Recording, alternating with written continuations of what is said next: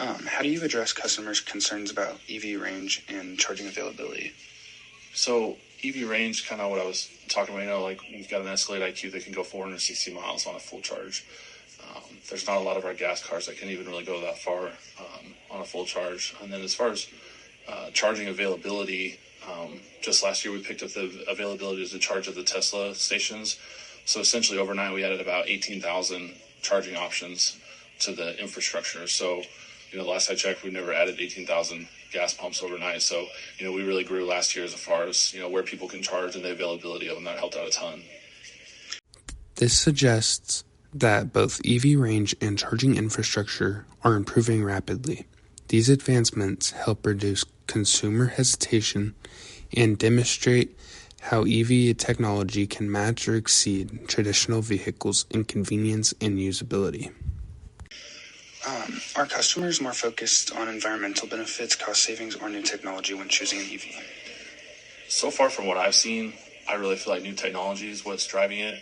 I sold vehicles in California as well, where you'd think a lot of it would be environmental benefits, but I still really feel like even out there, it was a lot of the technology and just the different options you have in the car, the big screens, just being able to charge at home, things like that. I didn't see a lot of environmental impact concern, things like that. I really think it's the new technology that gets people going.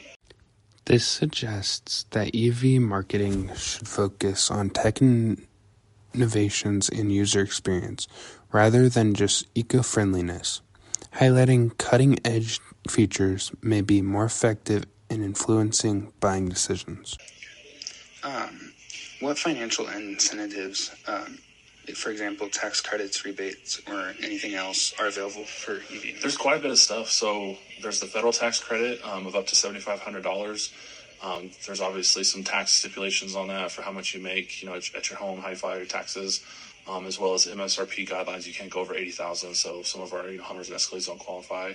But then a lot of utility companies have different programs and things. So like, for example, in Springfield City Utilities, they'll offer up to $500 of a rebate to install a charger at your house. So, that's a pretty cool, because, a lot of times it costs anywhere from $500 to $2,000. And now you're saying that your local utility company will help you pay for that. So that's kind of a pretty cool incentive. These incentives make EVs more financially accessible and attractive, especially when paired with local support like charger infrastructure rebates. They can significantly reduce the upfront and setup costs, encouraging more people to consider switching to electric. How does the total cost of ownership for an EV compare to gas-powered cars over time? I would say it really doesn't compare at all. So I've had an EV since 2017, and really my cost of ownership's been filling up the windshield washer fluid. There's not a lot of moving parts on an EV. There's no belts or transmissions or anything like that. So I don't have to change my oil. I don't have to do anything. I put wiper blades on, little things like that. But I can say that I've spent far less money on an electric vehicle than I ever did with a gas vehicle. EVs offer strong financial advantages over time, reducing maintenance and repair costs. This positions them as a cost-effective option for buyers, especially those looking for long-term savings beyond just fuel costs. What would you say if you had to convince a hesitant buyer to go electric? It drives like nothing they've ever driven before, and I think that really gets people excited when they can get in and it's quiet inside. There's no engine noise. It's smooth. All the weight's in the bottom of the car, so it handles really nicely. There's no roll in corners, and then you can start talking about the benefits. Hey, guess what? You're not going to pay for oil changes anymore. You're not going to have to, do this stuff. You get a federal tax credit. So I think really the overall drive kind of steers people towards an EV. Test drives are a powerful selling tool for EVs. The unique driving experience can be more persuasive than stats or savings alone, showing that emotional appeal and performance can drive adoption just as much as practical advantages. What improvements have been made to public charging networks?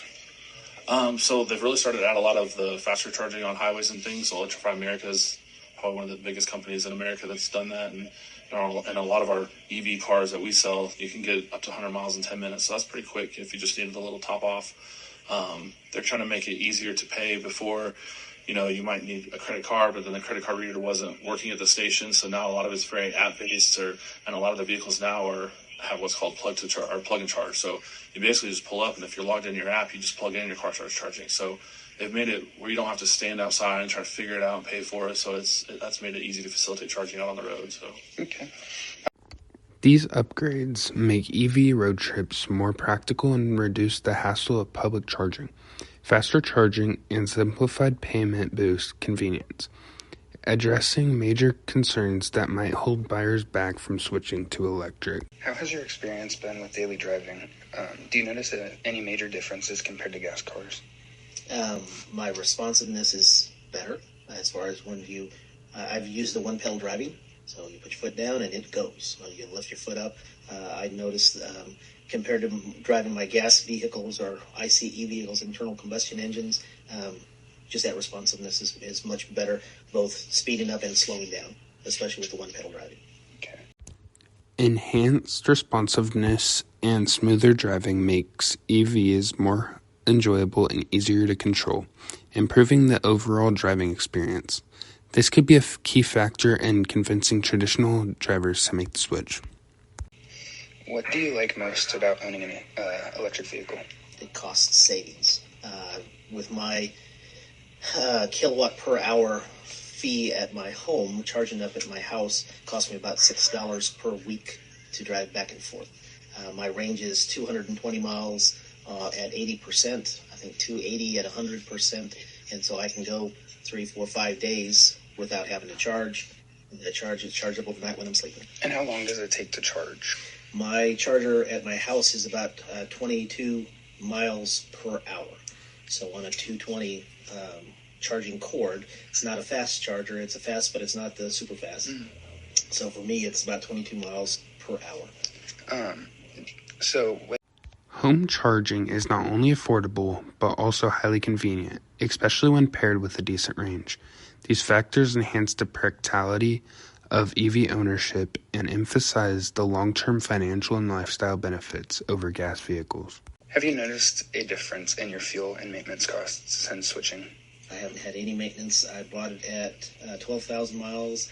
I'm at like 15.5 now. At some point, I will get my tires rotated, but there's no oil. There's no maintenance to it, really. So it's a lot more cost effective. Yeah, absolutely. Okay. EVs offer significant long-term savings, both in fuel and upkeep. This reinforces their financial appeal, especially for high-mileage drivers, and highlights how minimal maintenance and lower energy costs make EV ownership far more economical than traditional vehicles. How easy is it for people to find and install a home charging station?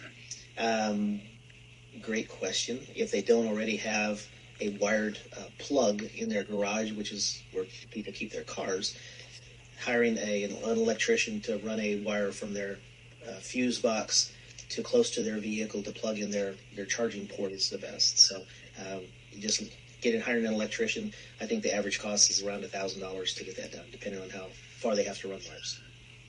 But it ends up saving money in the long run. Installing a home charging station is fairly easy. If a garage doesn't already have the right outlet, an electrician can install one for about $1,000, depending on how far the wiring needs to run. It's a simple process that leads to long-term savings. This shows that while there's an upfront cost, the convenience and cost-effectiveness of home charging make it a worthwhile investment. The future of transportation is not a distant dream. It is a decision we make today.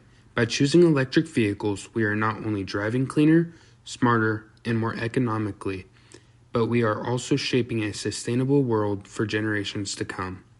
It is time to break free from fossil fuel dependency and accelerate toward a future powered by innovation and responsibility. Make the switch. Drive electric. Drive the change.